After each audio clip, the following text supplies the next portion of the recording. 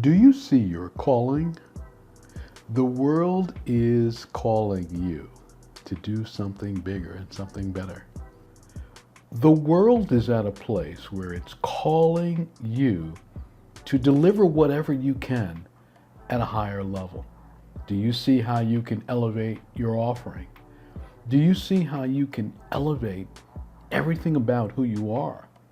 Do you see how you can elevate those around you, your customers, your clients, your friends, your family, and make that the cornerstone of what you're about?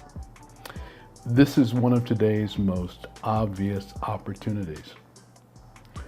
The world is calling you for something greater. And something greater means significance, premium, high-end experiences and products and services. And if there's anything that you can make available, or if there's anything that you do make available, this is the time to go premium. Let's talk about it. My name is André Taylor, and my focus is advising those who want to experience and offer the best and highest in their lives, in their businesses, and in their professions. Now, something interesting happened about 15 years ago, and many people didn't even notice. The world began to move toward premium offerings. Premium offerings across the board. Products began shifting upward because of new design and technology standards. So what happened is we begin to experience and enjoy products and services at a higher end. And many people didn't even realize that happened. Products began to just be better. They were designed better. And now routinely, we use products that used to be thought of as premium, and we use them routinely in our lives, and we have in many ways taken that for granted. It is why if you offer products and services, you must be conscious of continually moving your products and services and experiences to higher levels, because what used to be a high level is no longer. The standards have been raised, and it's important for you to raise your standards as well. Your competitors already have. Your customers and clients already have. And as a consumer, you already have. But while we have shifted to higher level products and services, it does not mean that there isn't work in doing so. This has to be something that we're conscious of. We have to study it, and we have to make sure that we apply it deliberately to what we do. I was just speaking to someone who was traveling, and they were talking about the high-end restaurants and private clubs and experiences that she saw around the world. This is now the norm. It's no longer something that is unusual. In every area around the world, businesses are focused there. In particular, big businesses are focused there because they understand that that is where the margins are. I saw a story recently about American Airlines and how it's trying to get to the place of its rivals, Delta Airlines, United Airlines, in luring high-paying customers. Now, the airline industry has forever been in a state of challenge. And one of the things that airlines discovered is the only way they could make money was to be conscious and deliberate and intentional about focusing on those high-paying clients. Now, you may not like this, but airlines began charging for things that we all took for granted. They realized this could be a revenue stream. Baggage, preferred seating, more leg room. And there's no shortage of passengers taking advantage of this. In one area, the private clubs that you see in airports that used to be relatively empty they're taken advantage of so much that the stakes are continually being raised to create better clubs, higher clubs, more exclusive clubs. In every industry, the economics are clear. From coffee houses to fitness clubs, premium is the way to go. There's more to be gained serving those who want more rather than those who want less. Status sells. If you want to see a rise in your fortunes, it's time to consider whether you should begin charging for something that you may be taking for granted and your customers and clients may be taking for granted as well. Now here's why. There's something fascinating about the customer or client who pays more. Psychologically, they're prepared for the process. And in fact, not only are they prepared, they are often easier to deal with than the person who pays less. You see, they're paying for another reason.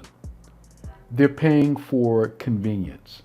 They're paying because they want to feel special. They're paying because they want that extra. They want to be sure if there's something behind your wall that is better, that they gain access to it.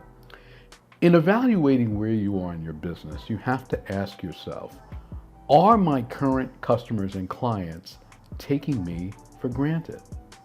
One reality is that you may have cultivated an audience of takers. Your customers may have no idea what the real value of what you offer is. We have such a level of prosperity today, and there's so much shared that's free. Often a person will just assume that this goes with the package. And like the airlines, you have to reassess. Am I losing money here? Am I missing out on an opportunity to gain new revenues from something that should be premium that I am just making available? Even those who value what you do and admire what you do may not understand the true value of what you offer. I encounter this all the time. Because I make so much available, there are people that are surprised that I'm in business. They're surprised that they can't get the full spectrum of what I offer at no cost. Listen, today's economic numbers are very different, and you're not able to engage with everyone who expects to get something at low cost or who's never really thought about what the value of what you offer is. You know and I know that someone has to pay the costs that enable you to deliver what you deliver. And here's what's important. When people pay the right price for something, when they're educated and they understand that what they're getting is premium, trust me, they pay attention to every aspect of it. That's when they begin to ask questions. Well, what exactly am I getting? When will it be delivered? What will be the outcome? When they pay attention. Now, as a provider, when you charge the right price for what you offer, you are protecting your asset value. But here's something else that's interesting. Most people who are serious about what they're buying, serious about what they want, will gravitate to a higher level option if you offer it. No one wants the lowest level option. So you are not doing yourself a service by trying to position what you have as something that is a low cost option. I was working with someone recently and they were thinking, well, I want to make this available to someone who may not understand the value and understand what they can get.